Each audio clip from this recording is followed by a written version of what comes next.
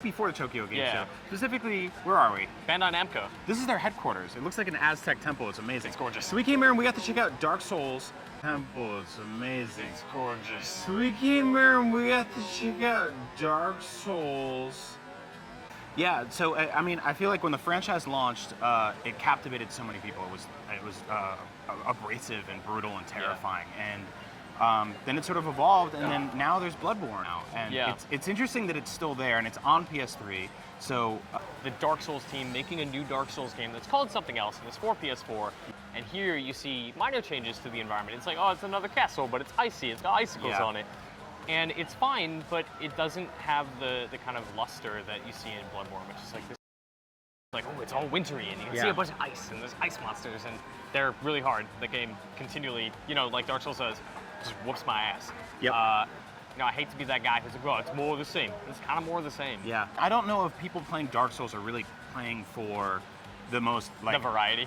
The variety or the most, like, breathtaking graphical experiences. No, anymore. no, it is about the core of that gameplay. Because it is so strong, it's so skill-based, and it feels good to master it. Dark Souls. And I'm sure Crown of the Ivory King will be that as well.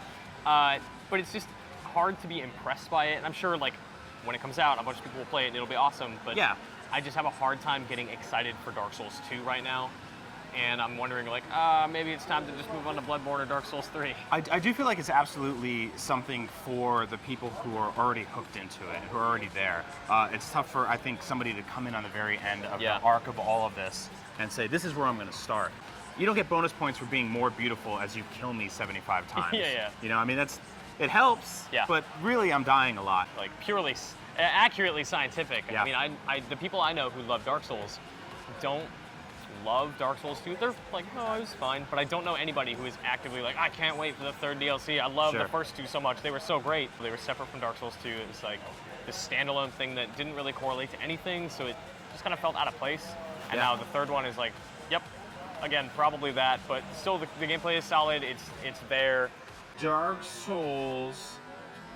Ladies and gentlemen, we'll be covering games at TGS all week long, so keep it locked right here.